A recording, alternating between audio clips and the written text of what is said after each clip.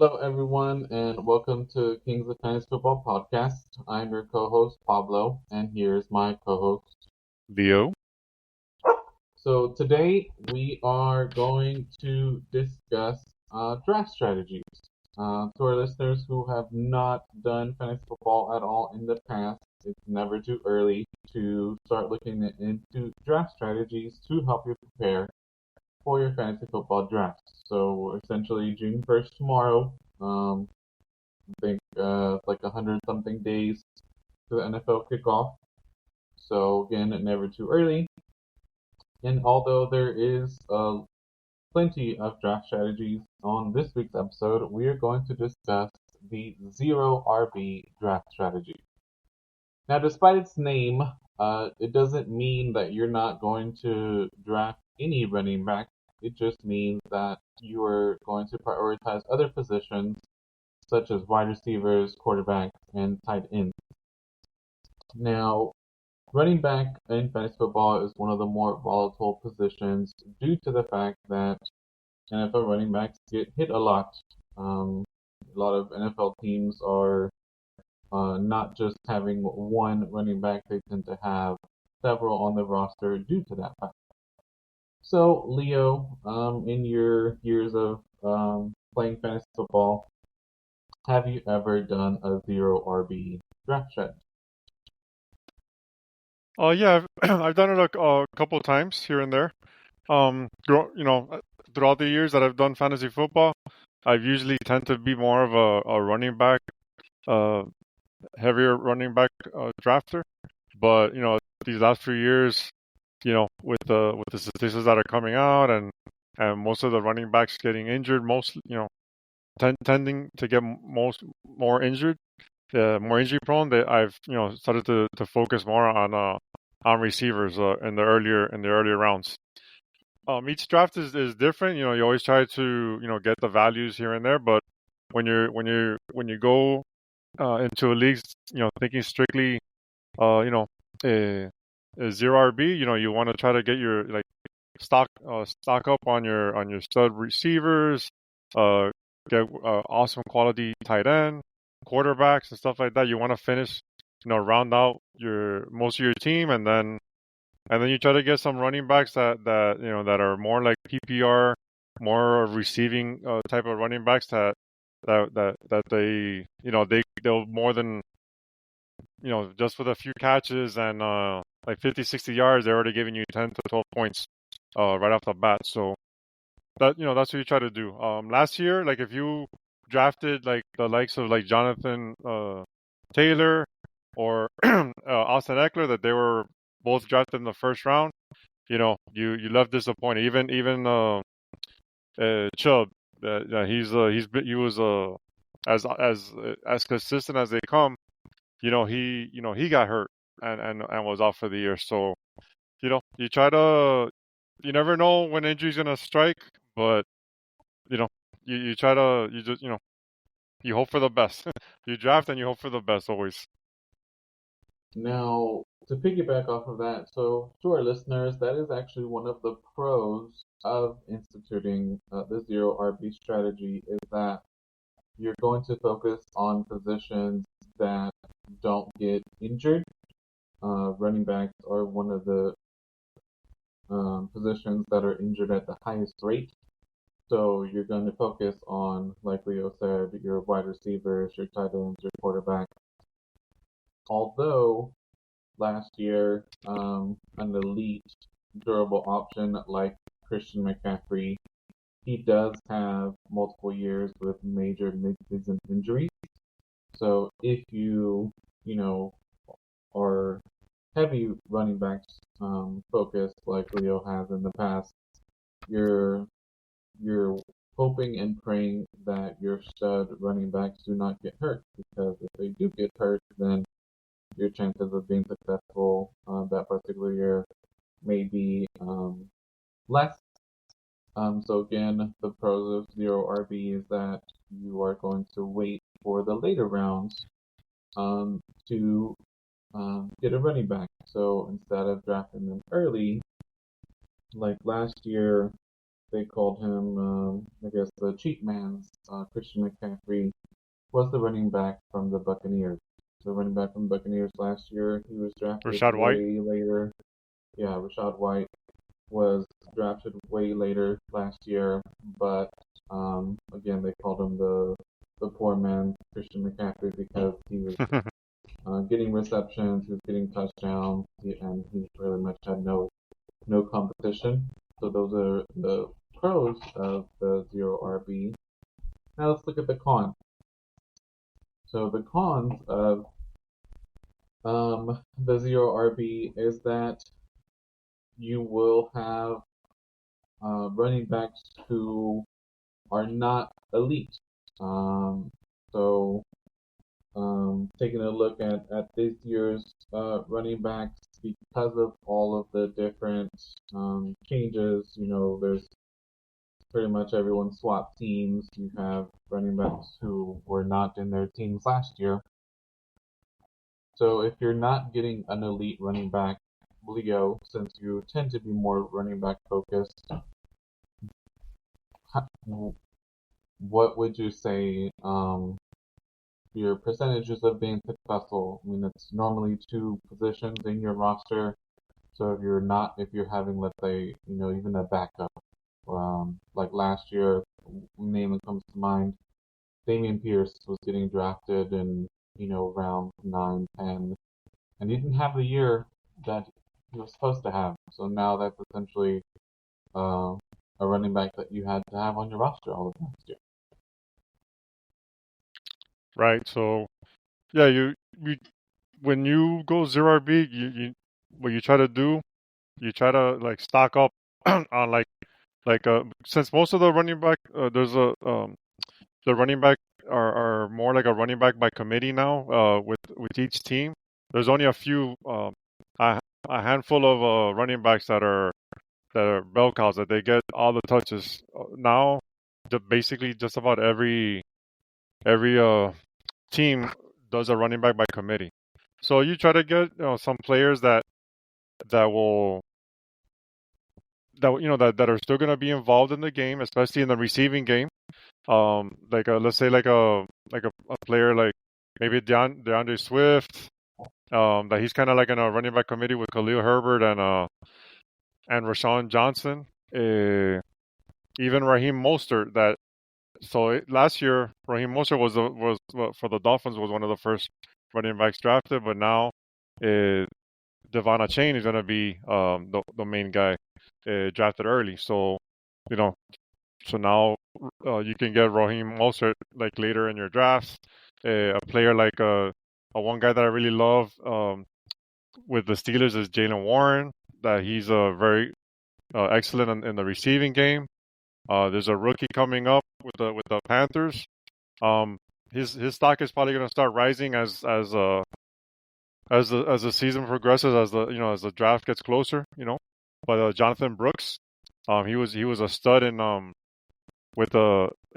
college, but he's recovering from ACL. So if he was healthy, he'll probably be going probably in the first 4 or 5 rounds. But now that he's still recovering, there's a chance that you could probably get him maybe in the 5th or 6th round after for now.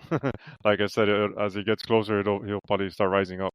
So yeah, there's different running backs you could take chances on later in the draft, like a Tajay Spears, even Austin Eckler. Now that he's he didn't have much of a great season last year. Now you can get him for later on, and if he happens to get back into that first class of running back that he was a couple years ago, you have a steal later, because he's definitely going to be the one that's going to be in the receiving game while Brian Robinson will be more of the early down back, stuff like that. You could just keep going down the list here, and you can keep finding plenty of values down the down the rankings there.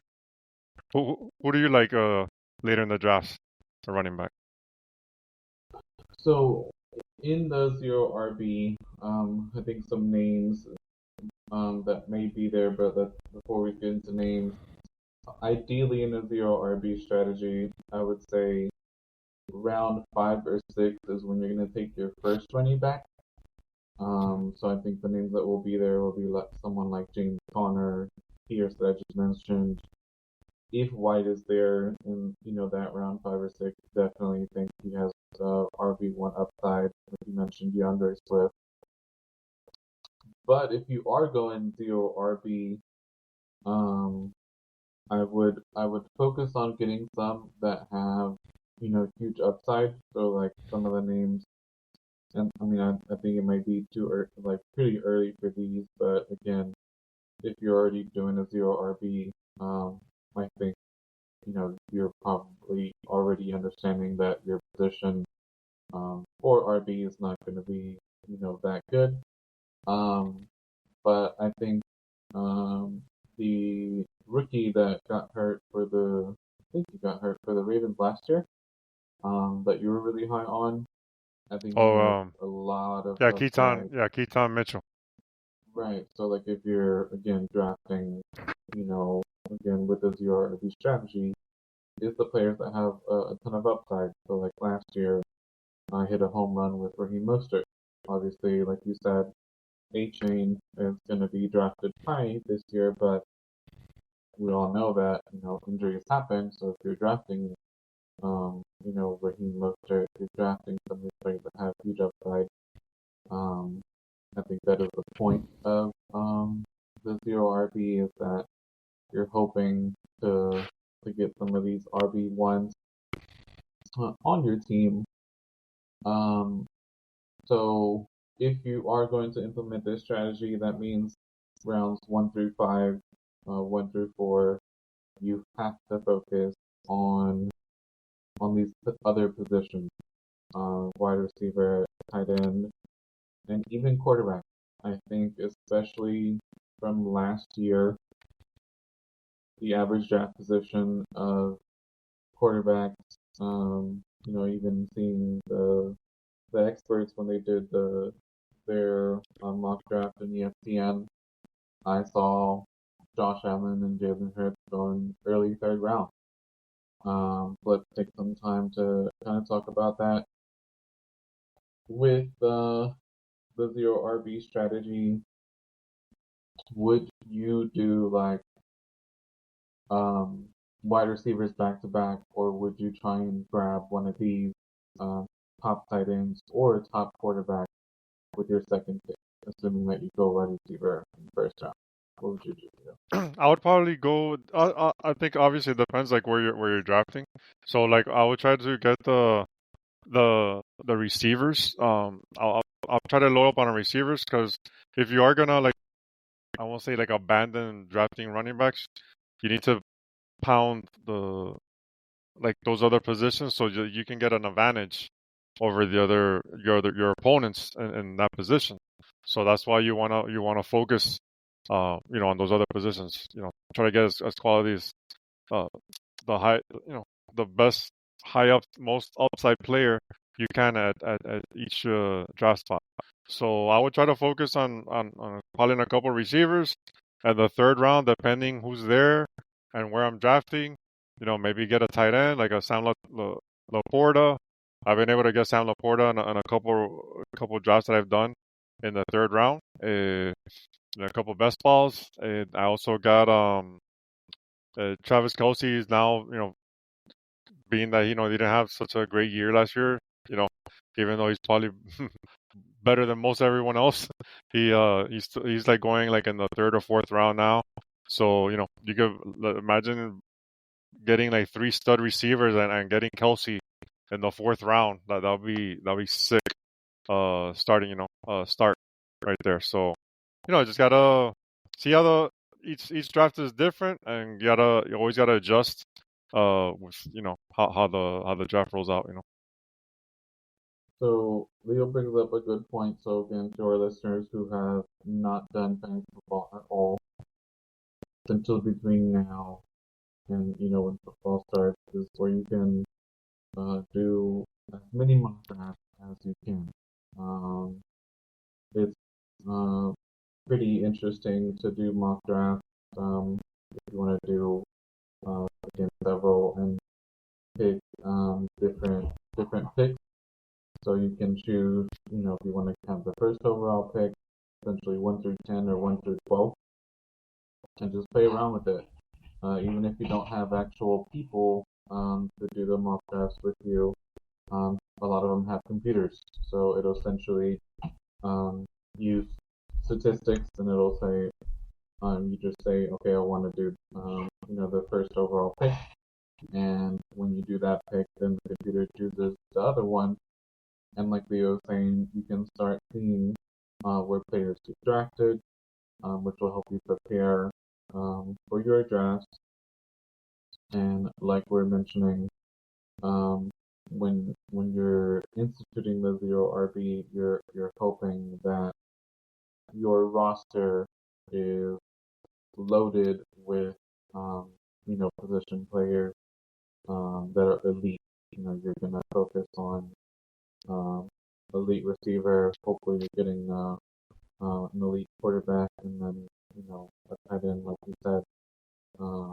Hopefully in the fourth round. But right now is when again you should start doing your mock drafts to help you prepare, because me and Leo can tell you that if you're just saying, on your personal draft board, like I want Justin Jefferson in the first round.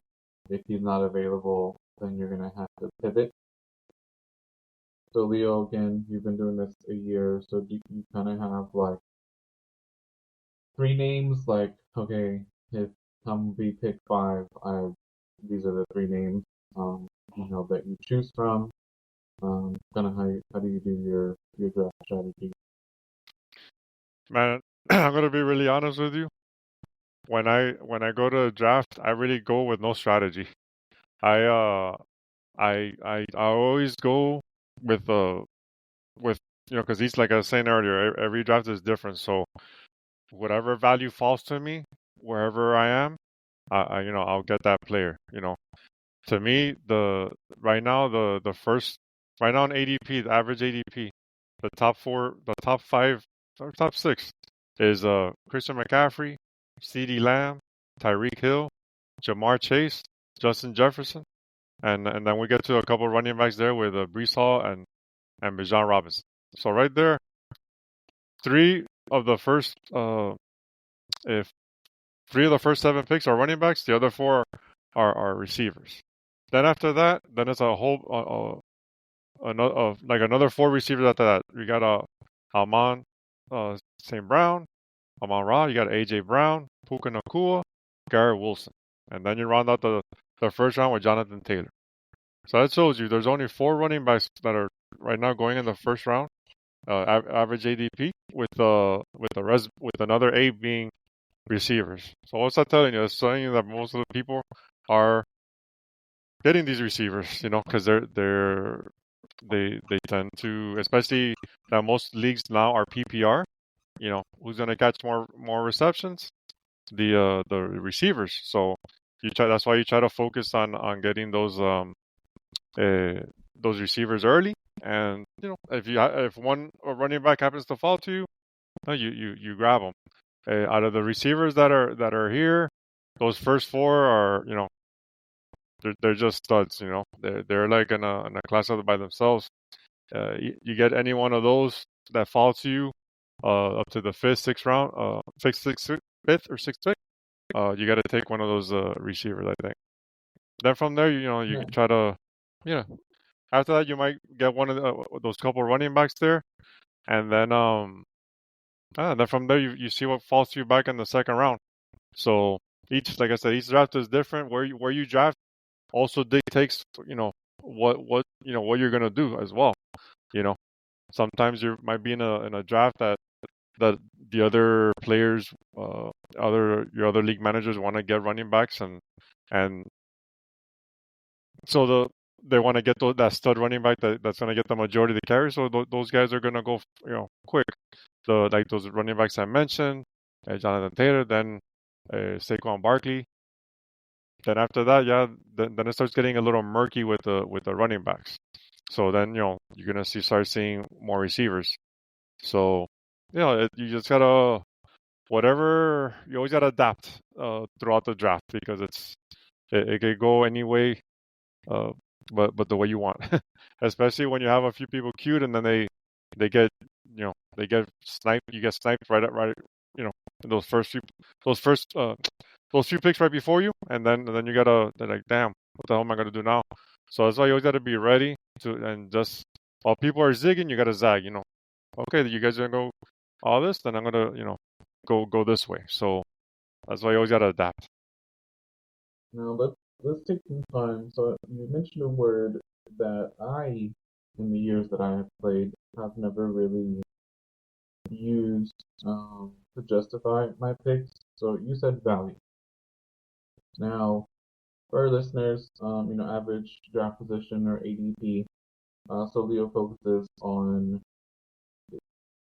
the best value at the pick that he's drafting. So, for example, um, if you do have the first overall pick, um, the value of that pick is you're going to be aiming for, or you're going to try and aim for the best position, best player in fantasy football. Obviously, it doesn't always work, but that's why we talk about average draft position.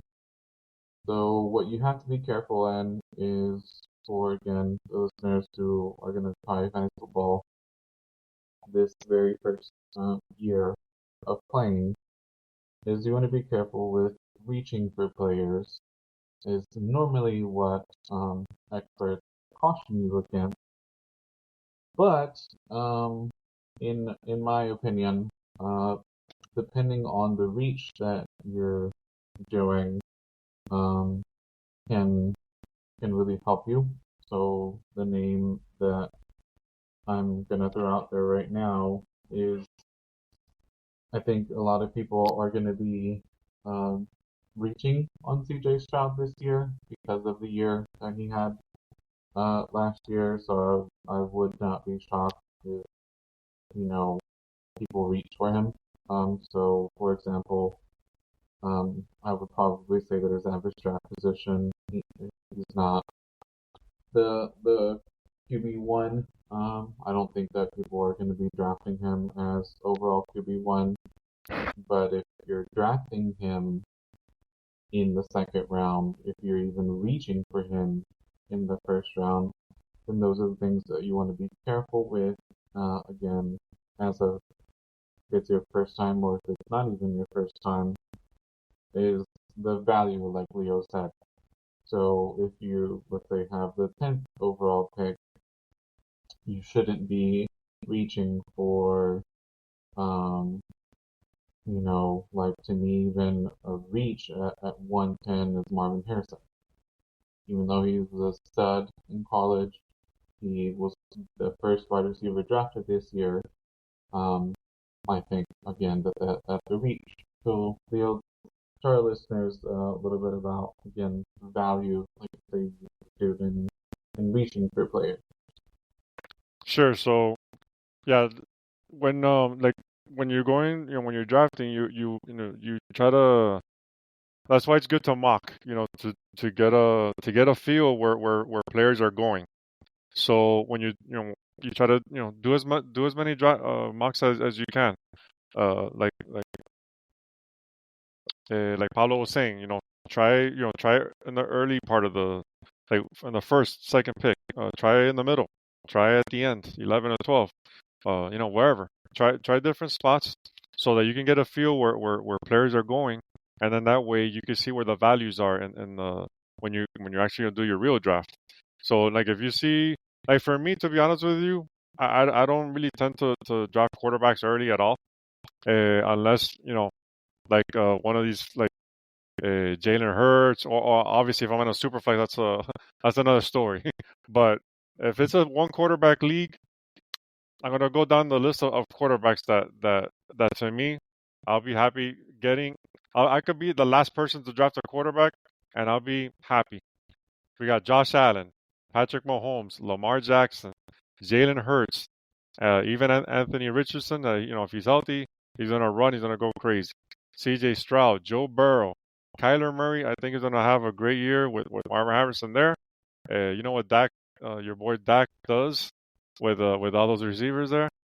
Jordan Love, he's got a whole bunch of brand new receivers, and then then it starts getting a little bit murky with Jaden Daniels. That to me, I would rank other players ahead of him.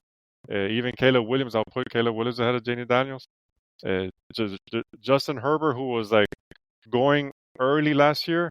I know a lot of people are scared because his receivers are gone, but they do have some young guys that maybe he can produce. I think it's going to be more of a running game. But look who's ranked at 16th and 15th and 16th: Jared Goff and Tua Tagovailoa. Tua, who was going crazy last year with Tyreek Hill, is ranked 16th. So to me, you guys can draft all the quarterbacks. I'll wait. I'll be the last person to draft one, and I can come up with Tua. I can get like Tua and Jared, being the last couple guys drafting a quarterback, and I'm happy with that. All my other players are going to be studs because I'm going to have a whole bunch of receivers, stud receivers, a tight end, and then a couple running backs here and there, and that's I'm ready to go, man. Let's go. So to me, like in a single quarterback, you could probably wait on quarterbacks. It's deep. Quarterback is really deep. Like I said, I just went down the list there of all those players that are available. And there's still more down the line. So I'm good waiting. So I'll probably gonna be stocking up on receivers, tight ends, and running backs, and then I'll get my quarterback at the end. Now, that is very, very insightful because now you have me thinking like, man, that 1 through 15 was just wow, like any of those. Crazy. Especially for me, Tua and Jared Goff really, really popped for me because Jared Goff had an amazing year last year. Tua as well. You're hoping that the Dolphins receivers can stay healthy. Lions had a great year last year. So like Leonard was mentioning, do as many mock drafts as you can so you can see where these players are getting drafted because if in your mock drafts Joe Mixon is going in the 5th round but you draft him in the 3rd round, that can really hurt you because you're losing out on so many other players that you can draft at that position. Now, this is all, again, stats-based, computer-based, so you can do as many as you can to prepare yourself for your actual draft, but come draft day, like you're saying, you got to be able to pivot because I can tell you, like, for example, in one of my drafts last year, if an expert would have been watching that draft, they would have been really scratching their heads because I think, if I remember correctly, 3 quarterbacks went in the 1st round, and I've never seen that before. So it changed the entire landscape of the draft. You had CeeDee Lamb went and picked 20, and that's not going to happen this year. This year he should be one of the receivers to go really early because last year he finished as wide receiver 1.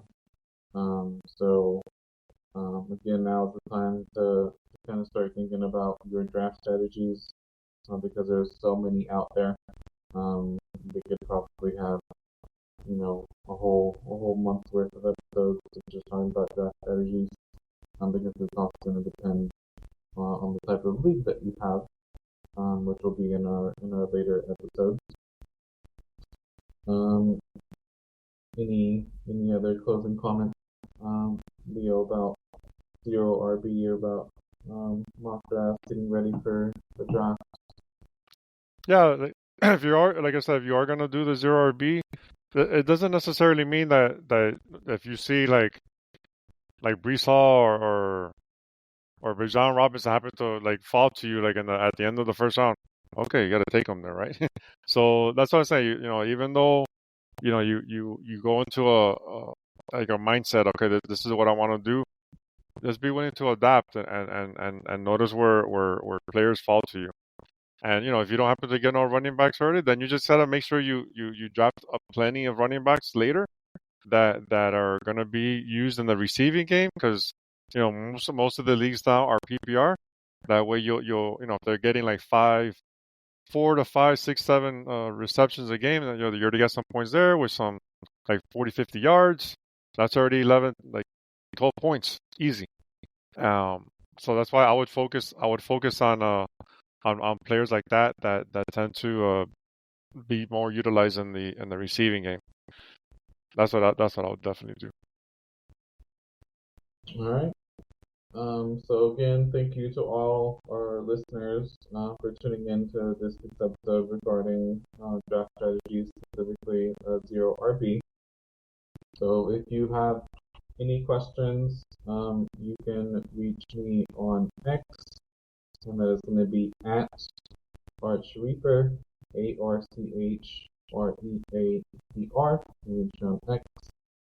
We're on all the major platforms. We're on Apple Podcasts, we're on Spotify, we're also on YouTube podcasts, so again, all the major platforms. Leo, where can they reach you?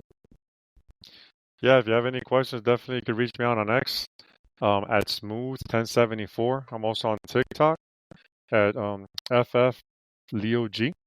If you like the show, rank and review the show. It'll help us get noticed, and hopefully you like it and pass spread the word. And we're always eager to help out anyone and talk some fantasy football. All right. Thanks, everyone. Peace.